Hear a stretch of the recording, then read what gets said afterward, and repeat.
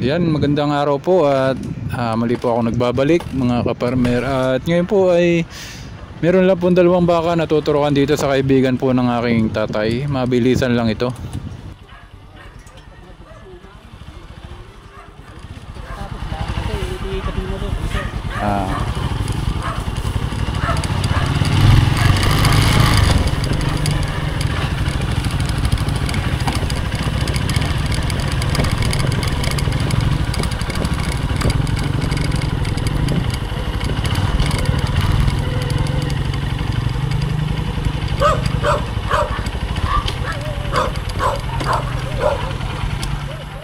Are po maliit. Patay, tuturukan din yung vitamins yun.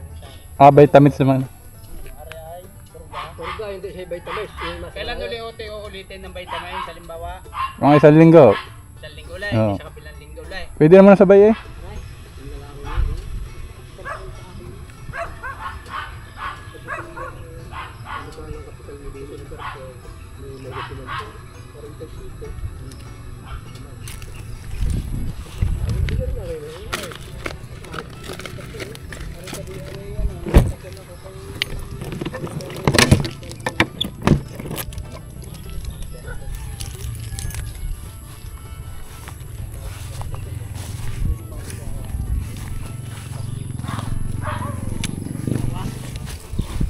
Ano?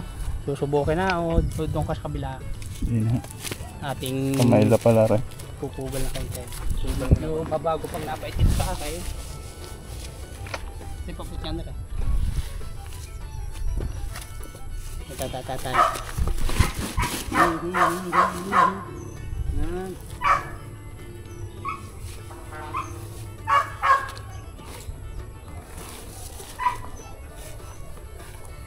Iya tayo, tataklubaw tayo nga.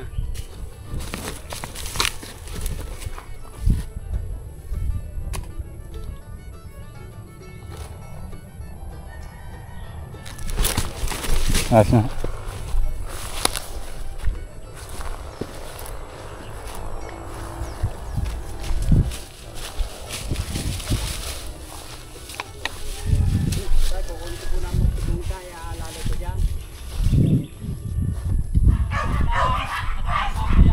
Akala ko yung vitamins. Yung natuturukan nga daw, vitamins. Hindi, nung Kasi sinasabi niya magpapatupo.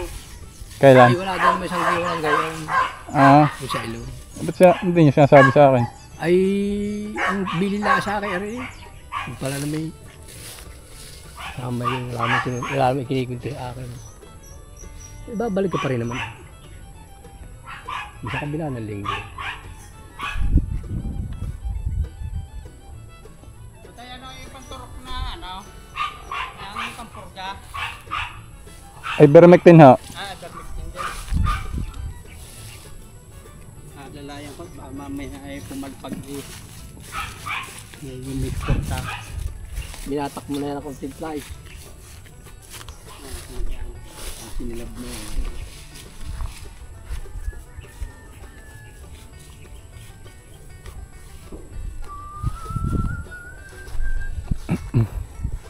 Ugat na. Kapatid yan eh, ano? Pamakinit sa silya mo yan. Pati din no?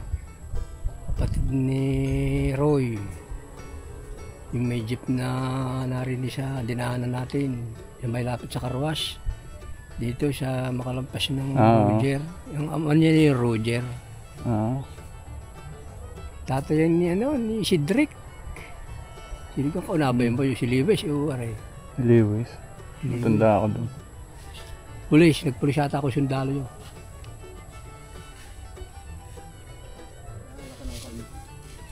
Malaki-laki yun. Baliktad daw, baliktad. Yan.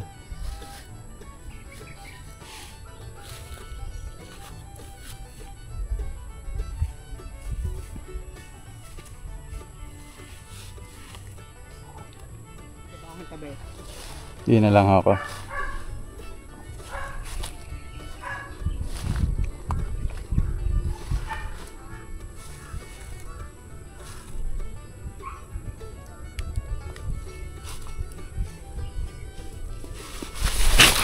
Akong tipay. Na? Kailangan matraso eh. So pag ganoon ka farmer, ulit. May napaturok naman kaunting gamot kaso yung iba natapon. Sa balat lamang tumalsik. Gawa ng umatras nung aking turukan. So sayang ang gamot. Dapat talaga nakatali ng maigi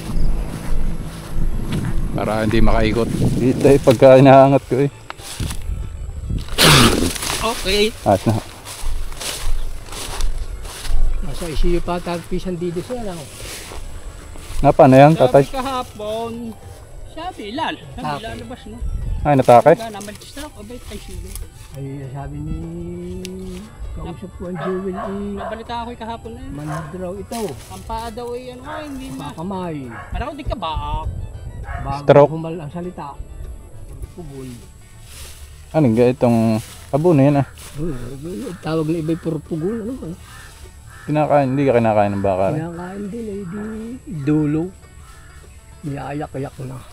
Yan ang gusto yung mga mais na nila.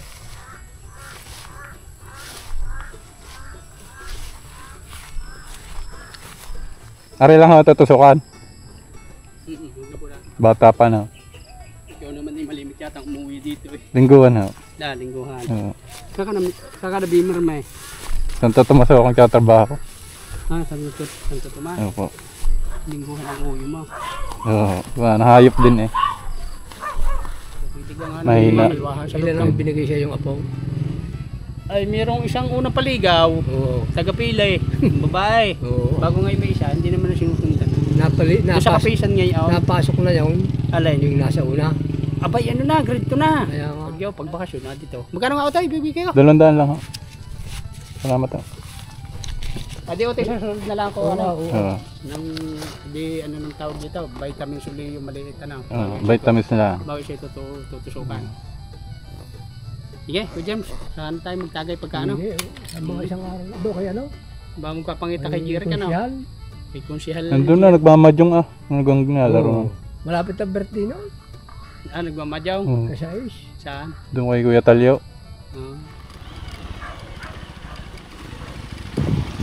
So ngayon ka farmer, pauwi na muna kami sa bahay at ang papakita ko naman sa inyo ang susunod ay yung pagtatanggal ng ear tag kung sakali man gusto nyo nang tanggalin. Kagaya nung nasa baka ko na nakakasagabal na. So sana ay makatulong po sa inyo.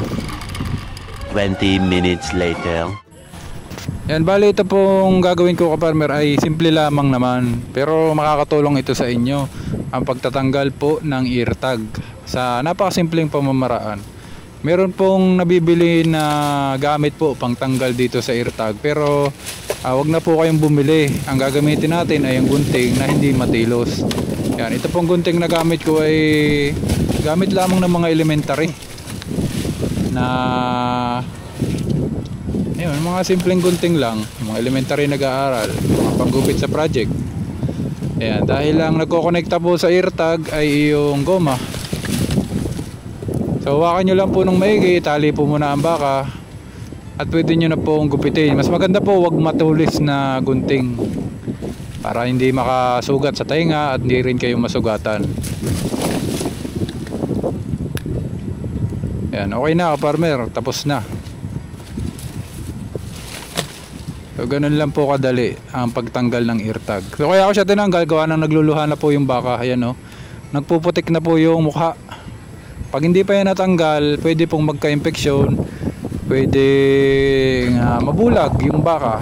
So pagka nabulag ay di makaka-apekto yun. Siyempre magkaka-infeksyon, magkakaroon ng diferensya yung baka. Pagka nagkabentahan, mapupulaan pa na ang mamimili. Kaya po inagapan ko na. Tsaka pagka nagkaroon nga ng infeksyon, siyempre masakit yun sa baka, maapektuhan din yung kanilang pagkain at pwedeng mamayat yung baka. So yung ginawa ko ay madali lang naman gawin. Kayang-kaya nyo yan kaparmer. Hindi nyo na kailangan pa ng special tools para dyan. May nakikita kasi ako sa online na pinagbibili.